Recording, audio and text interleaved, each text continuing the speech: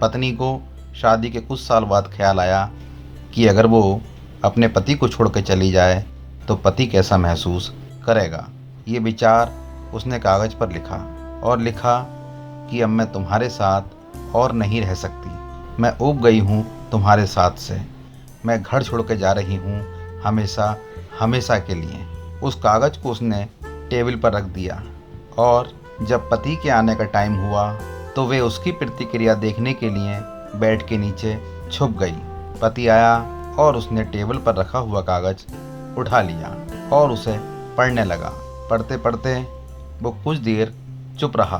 कुछ देर की चुप्पी के बाद उसने उस कागज़ पर कुछ लिखा। फिर वो खुशी की सीटी बजाने लगा और गीत गाने लगा, डांस करने लगा और कपड़े बदलने लगा। फिर उसने अपने फ़ोन से किसी को फ़ोन लगाया और कहा, आज मैं आज़ाद हो गया, मैं मुक्त हो गया।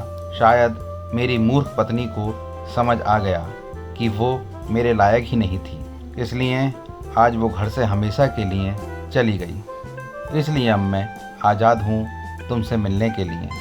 मैं आ रहा हूँ कपड़े बदल कर तुम्हारे पास। तुम तैयार होके मेरे घर के सामने वाले पार्क में अभी आ जाओ। पति बाहर निकल गया। पति की बात सुनकर पत्नी की आंखें आंसुओं से भर आईं। आंसू भरी आंखों से पत्नी बेड के नीचे से निकली और कांपते हाथों से वो कागज़ उठा लिया और उस कागज़ को पढ़ने लगी।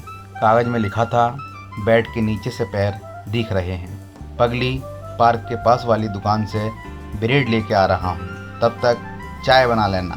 मेरी ज़िंदगी में खुशियाँ तेरे आने से आई हैं। आधी तुझे सताने से आई हैं और आधी तुझे मनाने से आई हैं। दोस्तों, ऐसा होता है पति पत्नी का प्यार। इस रिश्ते में प्यार भी होता है और इस रिश्ते में तकरार भी होता है, परंतु दोनों एक दूसरे के बिना रह भी नहीं सकते।